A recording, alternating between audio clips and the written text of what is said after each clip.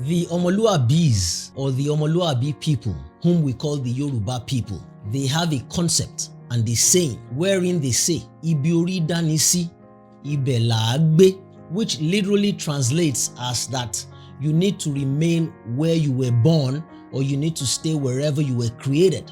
So that if you were born in Lagos, remain in Lagos. If you were born in Accra, remain in Accra. If you were born in Yaoundé, Bamako, Djibouti, Abidjan, Cape Town, Uganda, the UK, wherever you were born, just remain there.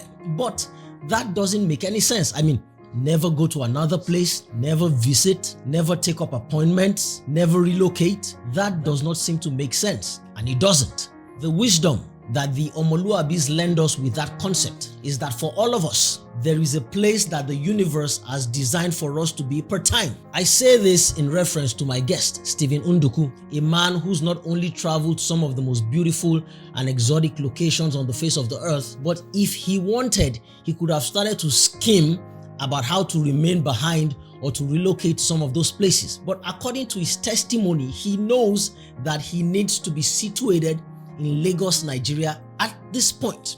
That is freedom and power. To know where you're supposed to be and what you're supposed to do per time in life is liberation.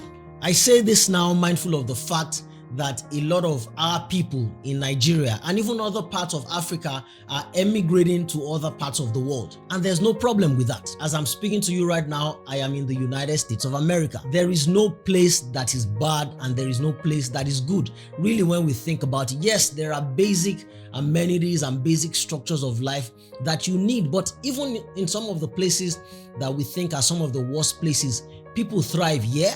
And in some of the places that we think are some of the best places, people suffer, okay? People live in penury. The trick is to figure out where life is planting you and the instructions that life is giving you per time. And how do you do this? You need to pray. And when I say prayer, I don't mean what you identify as prayer. It's not all the kneeling down, or all the standing up, or all the waving your hand, or all the closing your eyes, or all these dramatic things that we do. To pray just means to ask, to make a request. I pray thee, sir. I pray thee, ma. It's ancient English or it's old English. It's archetypal English. So ask your being. I've told you over and again that the Yorubas have a concept. The Omoluabi people, they have a concept of the center of your being. They call it Ori, and they encourage us to have conversations with that being. They will say, Bere lowo ori e, ask your being. What do you know? The Christians too have the same concept. They say ask the Holy Spirit. They say ask God. So have these conversations with yourself. What am I supposed to be doing, and where am I supposed to be doing it at or in?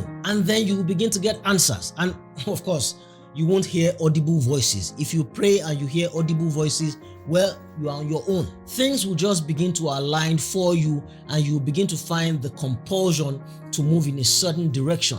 When that begins to happen for you, pass that compulsion, or pass that instinct, or pass that feeling that you're feeling, pass it through the lens or through the process of logic and common sense. I have to confess to you that when I was younger, I have done some harebrained and stupid things because I bought into a theology that said, God said, God said, God told me, God said. And I did some of the most stupid things that were devoid of common sense and logic. While you're waiting for answers, or while you're looking for answers, when those answers begin to come, process those answers through common sense.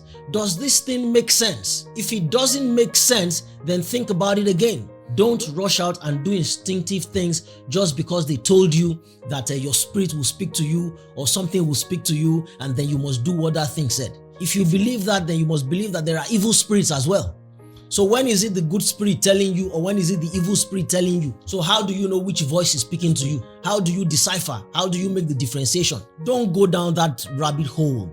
It's very complicated, and it will lead you into nothing but pain. Go with common sense every time. Yes, pray. And then when you think that the answers are coming, process those answers through the lens of common sense and logic.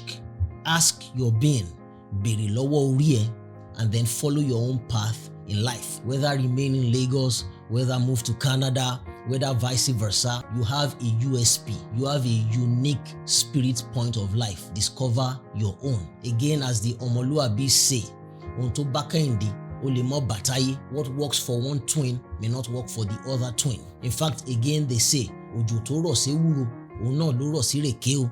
The same rain that makes the sugarcane sweet is the same rain that makes the bitter leaf bitter. In other words, the fact that two of us are doing the same thing does not mean we'll get the same results. It comes down to how we were designed and where the universe wants us to be and what we're supposed to be doing in that place. All right, that's it. I'll see you on the next one.